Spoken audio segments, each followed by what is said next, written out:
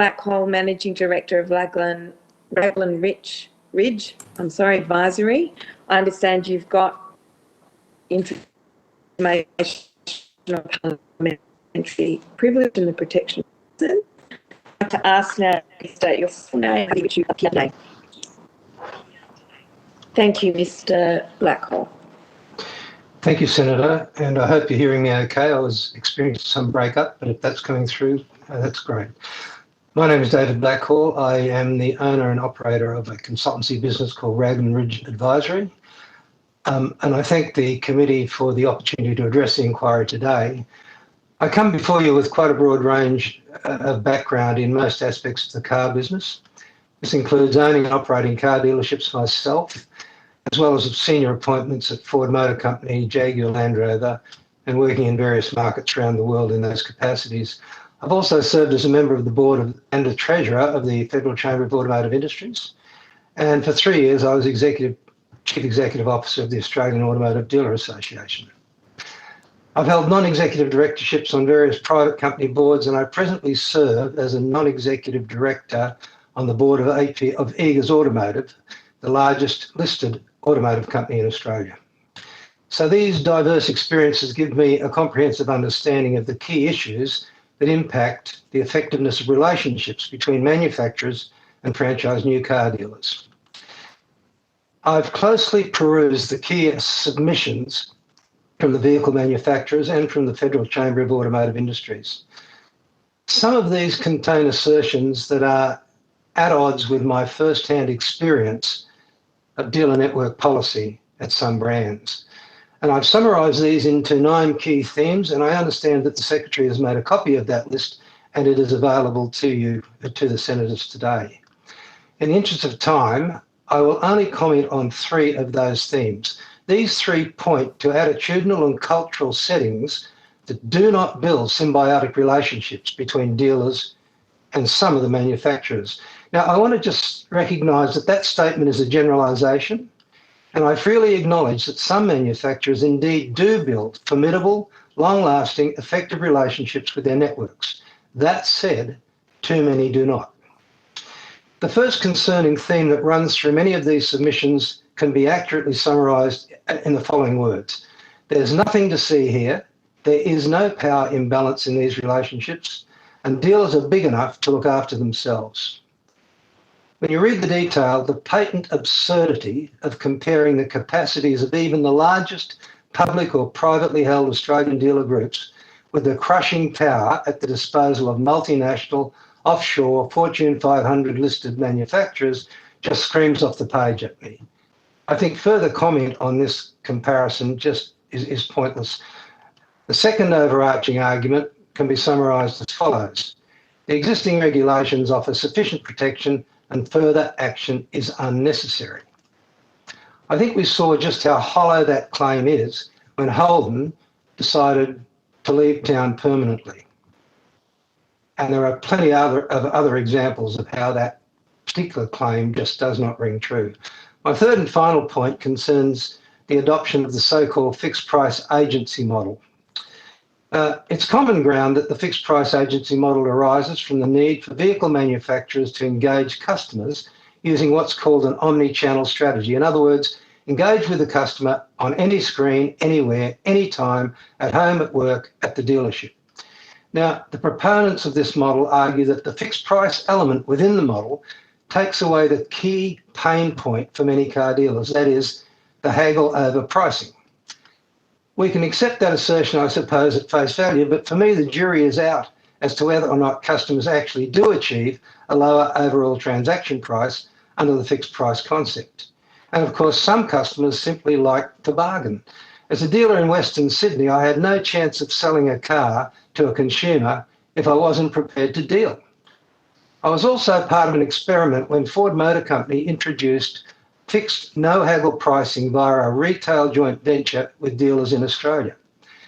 The so-called RJV was not successful, and no-haggle pricing was reverted to the more traditional model that still applies today.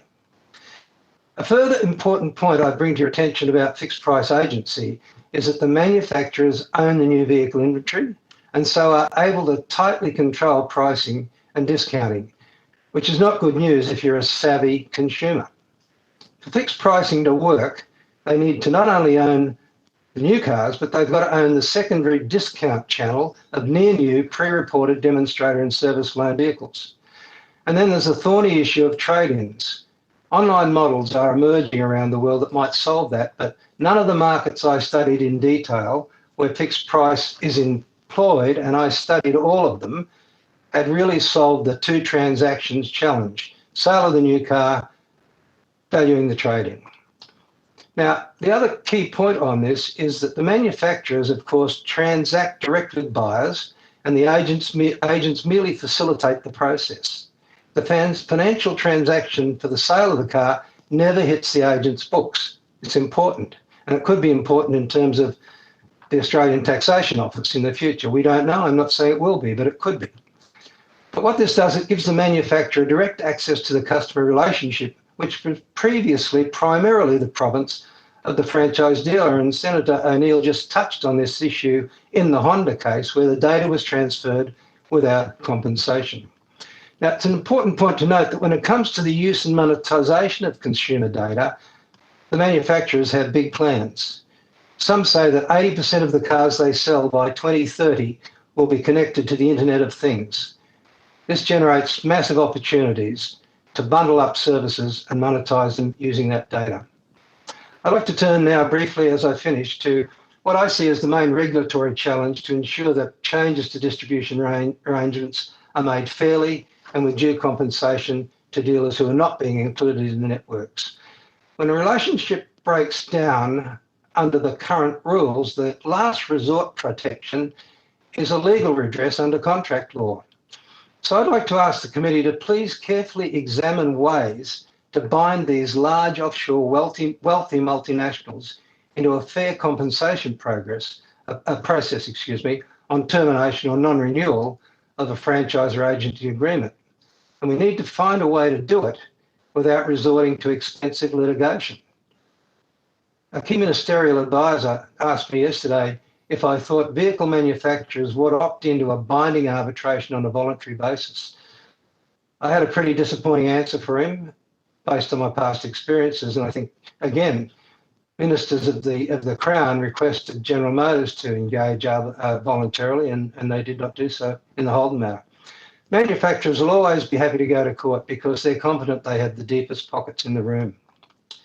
So if court action remains the only solution, as it is today, dealers will never receive full and fair compensation for their life's work. In every city and town and village across this broad land, we've got societal lifelines that are constituted by jobs, apprenticeships, businesses, families in our capital cities, support to charities, sporting clubs, community service organisations, and moral support as well as financial and physical support in those communities. So I think that the 3,100 franchise new car dealers and the 56,000 Australians working in these retail industries deserve better protection from callous treatment at the push of a button or the stroke of a pen in a far-off place. If mandatory binding arbitration is truly beyond our reach for constitutional reasons, as we're being told, then I challenge all of us to think of a practical answer to protect the stakeholders I've listed above, who deserve our help and our protection. I thank you for your attention, and I'm very happy to answer questions and elaborate further as required. Thank you very much, Mr. Blackwell, for your very succinct, very considered contribution to this inquiry by the Senate Committee of Education and Employment. There's so much that you've said in that opening statement. I might just go to the questions that I already had prepared.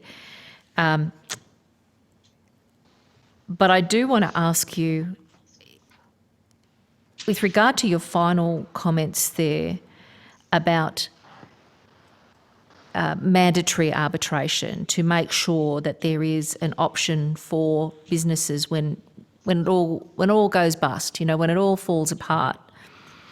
You said that the Holden example shows us what we really need to know about making binding arbitration optional. And you also spoke about deep pockets. Can you give us your view of what actually happened with the Holden GM demise and what's the cost for Australians as a consequence? Senator, obviously, I'm on the outside looking in, but I do so with a pretty reasonable background and understanding of the industry and how it operates. I think the decision to withdraw the Holden brand from Australia, if I'm being totally honest about it, which I will be, I think it was quite a painful decision for General Motors.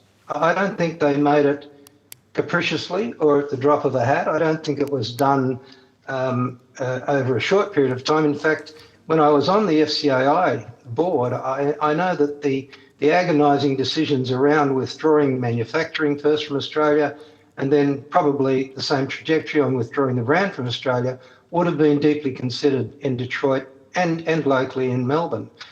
But I think the actual withdrawal of the total brand, the way it's been done, was ham-fisted. I don't think it was handled well. And I think what happened, and the reason that General Motors was so recalcitrant to react to the minister's suggestions to indulge in voluntary binding arbitration, was that commitments had been made, and they had struck, they'd engaged their own experts, they'd struck their own compensation plan, and they were not going to be budged on it no matter what happened. And this is what you see in large offshore managed corporations where the local management may have equity at the centre, but it waxes and wanes depending on who's in the chair and depending on what's going on at the centre. And in General Motors' case, there's a hell of a lot going on at the centre. If you think about their abandonment of the European markets, the right-hand drive markets, shutting down right-hand drive manufacture in Thailand and so on, I just think that it was a complicated decision. I accept it was a painful decision. I don't think it was handled well. And that meant they were not going to move no matter what happened. So the idea of in asking a company like that that's made a long, painful decision to arrive at what they think is the right compensation levels, to ask them to voluntarily indulge in arbitration is fanciful. It's never going to happen. And as I said to the advisor that called me, I don't believe it ever will happen on a voluntary basis because all of these corporations, even the good ones, are bound by the same sort of corporate structures. And these decisions do take a long time, and once they're made, they're made. And it's seen as a great sign of a weakness if that decision then is revised and revisited. And the CEO sitting in the offshore centre, wherever that might be, will be very strong with the local team that know the decision is made. Now, on that particular matter, of course, the dealers, and I'm sure the senators have heard this. I know you have, Senator O'Neill. The dealers went off and secured their own expert who came up with a compensation figure probably 3 or 4 times the number being offered by General Motors. So it wasn't as if General Motors were within the ambit. They just decided on a number, and they decided it, using inputs they provided to their expert. And dueling experts, deep pockets, General Motors, who's going to win? General Motors are. And they did, which is why there is a proposal for draft principles for new car dealership agreements to overcome some of this power imbalance. And there is also very much worth consideration the development of a mandatory binding arbitration for when everything starts to fall apart. I've asked each of the big manufacturers this morning if the principles became mandatory, would they leave Australia?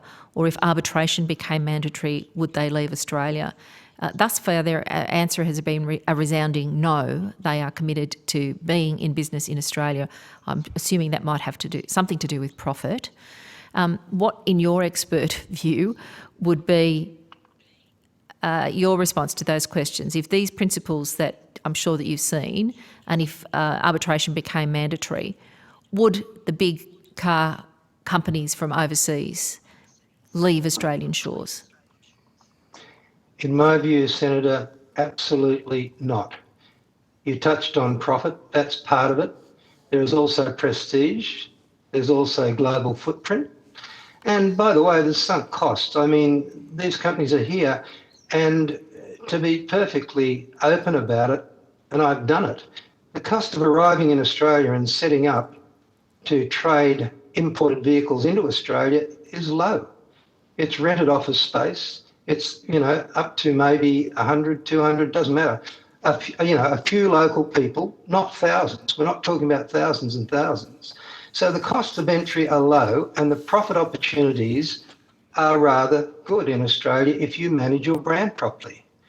And there are spectacular examples of the local branches of international companies who are amongst the most profitable subsidiaries of those companies. And I've sat in meetings in my own role working for manufacturers where, the spreadsheets lined up country by country across the world, the contribution margins are looked at, and Australia is quite often near the top of those lists. So do I think they'll leave? No, I don't. Do I think there are some that should leave? Yes, I do. When you look at the market share of some of these people, you do ask yourself why they're here. But that's consumer choice, and we're not going to, rattle the sabre about that. But to answer your question directly, I do not think they'll leave. Certainly not for that reason, anyway. Thank you very much. What's your opinion of General Motors' departure from Australia in terms of how they treated their existing dealers and the ongoing problems that is setting in train for people with warranty, etc.?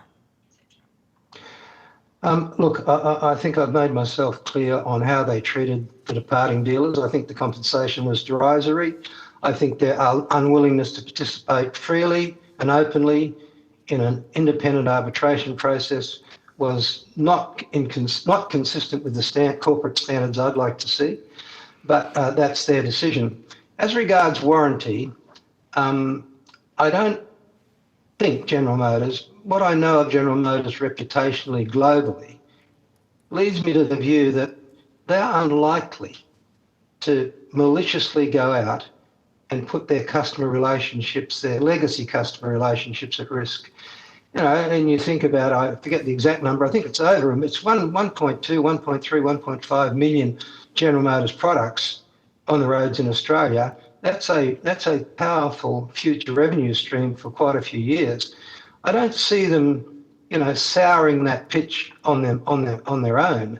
But what does happen, and I've seen this happen, I'm not just talking about General Motors now, but the maladministration of warranty sometimes trips people up. And I've been personally involved in quite a few of those issues over the years. So to try to answer your question in a straightforward way, look, I don't think they're going to purposely go out and do that. I'd be staggered if they did. It's not in line with their overall global reputation.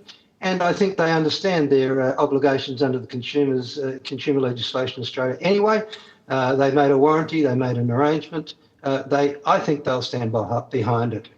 I hope that you're right, Mr. Blackhall. Do you see any differences between what General Motors did and what we're seeing now with Honda and its dealers? Yes, I do, and I'll make a bold statement. I think Honda, and I know the gentlemen that own and operate a Astoria Honda have been appearing before you, and they have legitimate issues to resolve.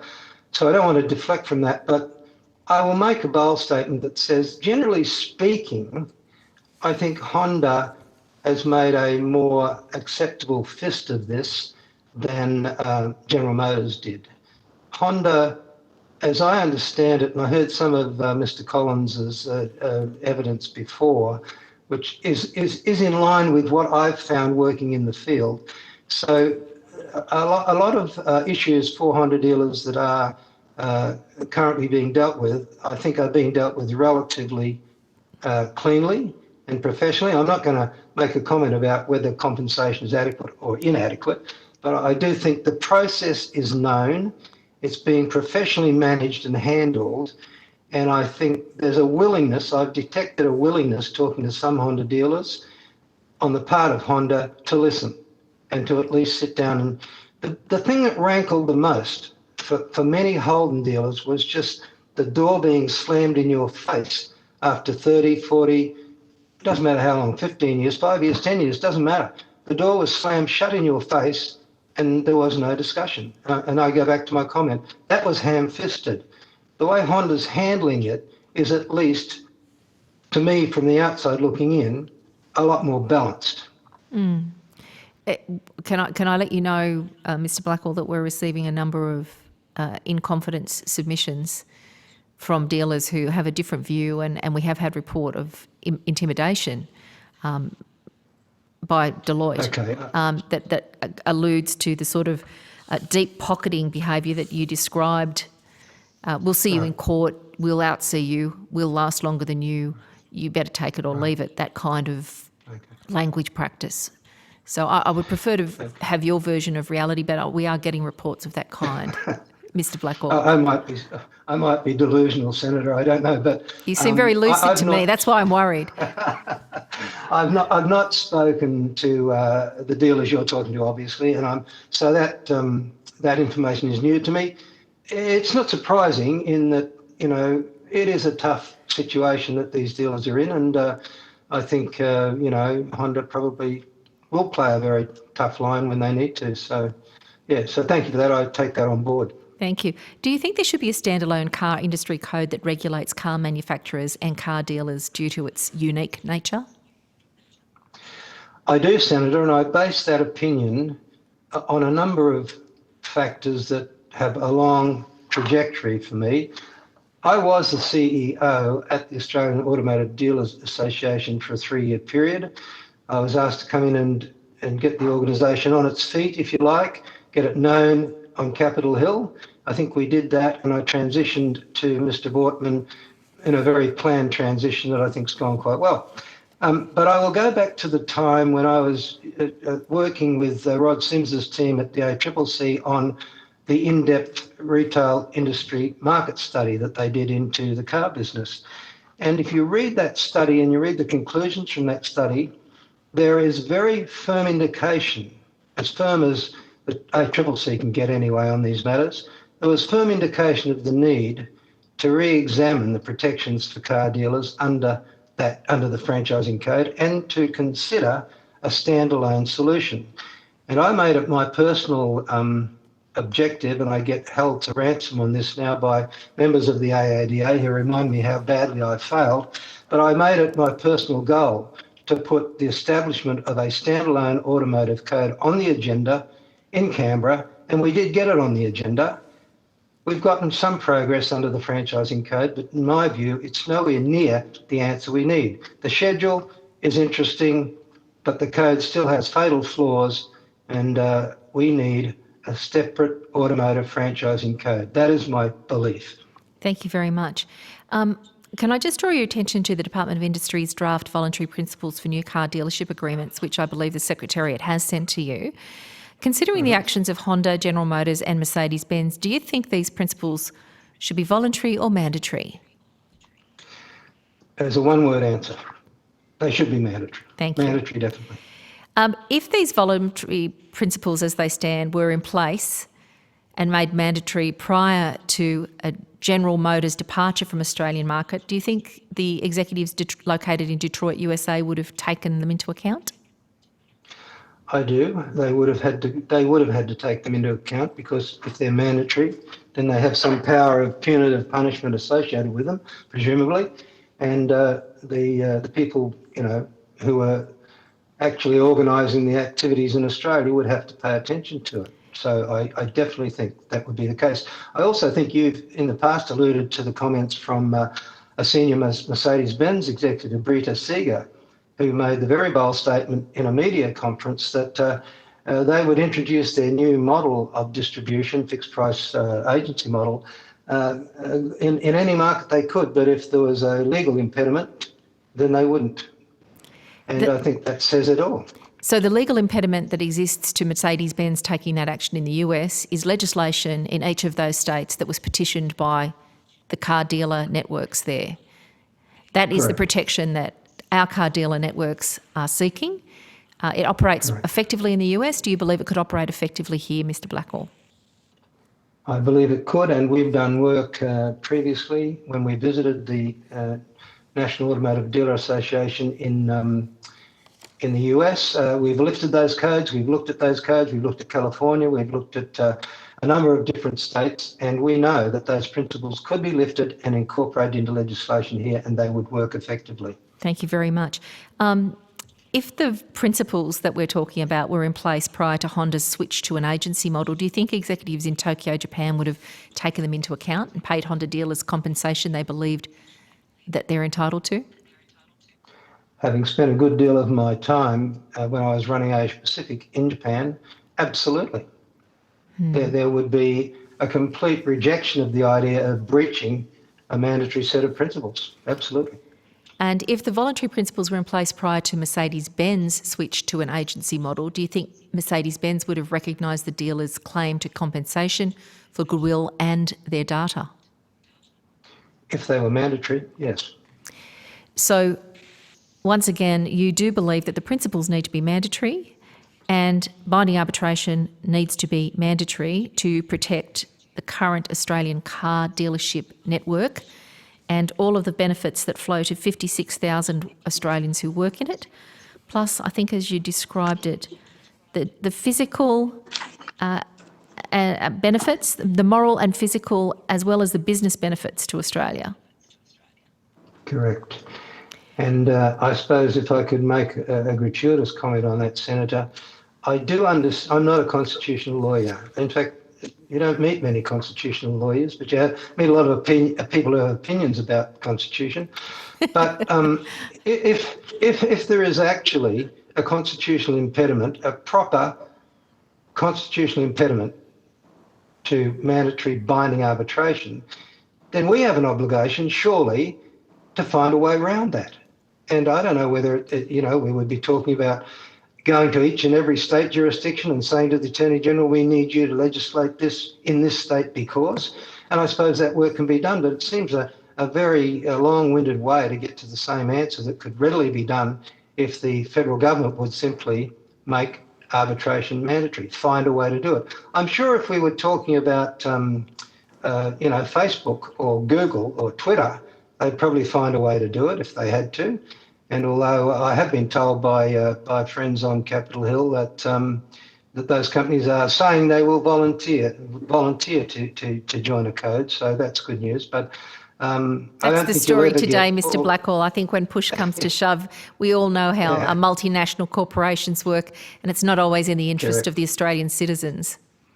Correct. And by the way, with them, we only had 4 or 5 to worry about. The 67 brands in Australia at last count, getting them all into a voluntary code would be quite a feat, I think. We're going to have to wind up shortly. I just had a couple of questions. Thank you, Senator very Pratt. Quickly. Also, I think both Holden and Honda have spoken about the use of Deloitte as if that's been a fair and independent process. As someone who has consulted in this space, I'm assuming that Deloitte's role is to serve the company that's paying the bill for that particular service, is it not? Well, I suppose that's true of every single service organisation. But Senator, let me pull back a bit and say to you, Deloitte certainly are a company of significant integrity. They run a first-class consulting business. They are owners of massive amounts of information on the industry, and so they sort of are the go-to people if you've got a first choice, usually. But you're right, you'll get the result that you brief in. So, you sit in the briefing meetings and say, this is what we're trying to achieve, and they will take a look at their data set and they will take a look at the other information and they will provide you with an answer. So it doesn't surprise me, but I'd be uncomfortable impugning them in any way. I don't think that would be true. I think you have made the point that I was seeking to make in a much more articulate way, because indeed they are used by many different parties in the space. Can I ask, in the context of a mandatory code, mandatory principles being enforceable, so mandatory arbitration, etc., do you think that there are importing companies that are also considering changing their model that would rush to do so before it was enforceable?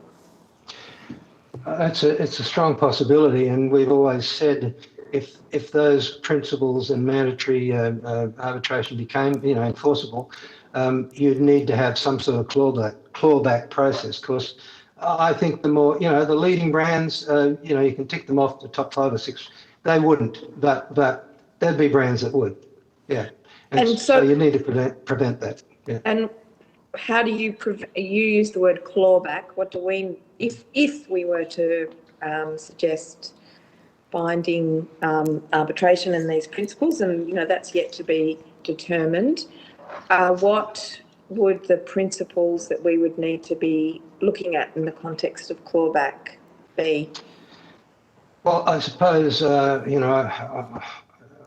not suggesting we try to draft it here in this discussion, but would it not be possible to write the regulation or the act or whatever we have in such a way as to say, on the day it's announced, changes to the business model will be subject to a scrutiny process to ensure that the changes are not being devised to avoid responsibility under the Act or under the regulation. I'm sure the draftsman could come up with something. Thank you. I'm sure it's been done before in this space. We're now going to, not particularly in relation to cars. We're now going to break for lunch. Are you okay to do that, Senator O'Neill? You look poised to speak. I do want to ask just the FCAI, one question about the FCAI. Mr. Blackwell, you've had a connection with the FCAI. Their evidence is profoundly at odds with the dealer network, and they seem particularly annoyed that we're undertaking this inquiry at all. Why are they so stridently opposed to the protection of small businesses in Australia? My time there expired quite a while ago, Senator, so I can't really update you on current thinking. I think the philosophical point of departure for FCAI is that there is enough regulation. That's really what their submission says in brief terms. There's enough regulation. Why do we need more regulation? But that bounces off another assumption that I referred to, that dealers are big enough and bold enough to look after themselves. And, we've just seen in the case of Astoria Honda, we've just seen in the case of a multitude of Holden dealers that just patently isn't true. So I think the underpinnings of their philosophy are free market, look after yourself, too much red tape already, let's get on with business, which is fine philosophically, but in practical terms just doesn't defend the people we need defended.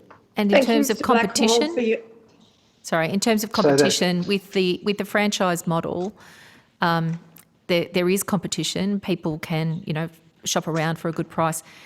The fixed price model is something that the FCAI are absolutely advocating for. Once it's fixed, if it's fixed at a high price, that means Australians are just paying more for their cars. Isn't that the case? You will hear an argument against that, which goes along the lines of we will have algorithms and big data sets that allow us to dynamically adjust the transaction price on offer to reflect the broader market. Two things I'll say. I examined the rolling out of similar models to this in other countries in detail. The pricing mechanisms all failed out of the gate.